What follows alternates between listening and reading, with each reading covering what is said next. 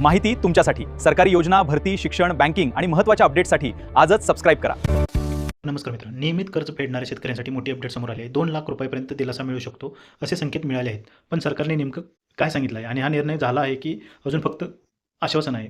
तर चला मग सविस्तर जाणूया या व्हिडिओमध्ये. आपल्या यूट्यूब चॅनलला नक्की सबस्क्राईब करा, या व्हिडिओला लाईक करा, शेअर करा.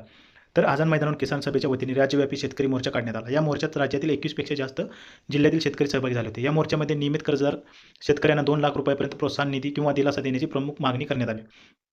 मोर्चानंतर किसान सभेच्या शिष्टमंडळाने कृषी मंत्री दत्तात्रय भरणे यांनी आणि महसूल मंत्री चंद्रशेखर बावनकुळे यांची मंत्रालयात भेट घेतली. या बैठकीत कृषी मंत्र्यांनी सांगितले की नियमित कर्जदारांना 2 लाख रुपयापर्यंत दिलासा देण्याच्या मागणीवर कर्जमाफीसाठी स्थापन करण्यात आलेल्या उपसमितीची चर्चा केली जाईल. तसेच या विषयावर मुख्यमंत्री देवेंद्र फडणवीस यांच्याशीही चर्चा केली जाईल, असे आश्वासन देण्यात आले आहे.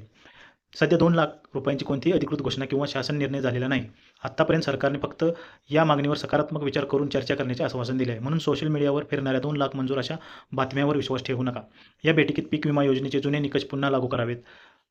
अतिवृष्टीग्रस्त शेतकऱ्यांना नुकसान भरपाई द्यावी. देवस्थान, गायरान आणि घराच्या तळ जमिनी शेतकरी व श्रमिकांच्या नावावर कराव्यात. पैसा कर्मचाऱ्यांना कामावरून काढण्याची प्रक्रिया थांबवावी. अशा अनेक मागण्या सरकारसमोर मांडण्यात आल्या आहेत. तर महसूल मंत्री चंद्रशेखर बावनकुळे यांनी सांगितले की देवस्थान आणि गायरान जमिनी संदर्भातील कायद्याचा मसुदा तयार करताना किसान सभेच्या मागण्याचा विचार केला जाईल. कर्जदारांना 2 लाख रुपयांचा दिलासा मंजूर झालेला नाही. फक्त त्यावर चर्चा करण्याचे आश्वासन सरकारने दिले आहे. अधिकृत शासन निर्णय आल्यानंतरच अंतिम निर्णय स्पष्ट होईल. अशाच सरकारी योजना, कर्जमाफी आणि GR आणि शेतकरी अपडेटसाठी माहिती तुमच्यासाठी नक्की सबस्क्राईब करा. धन्यवाद.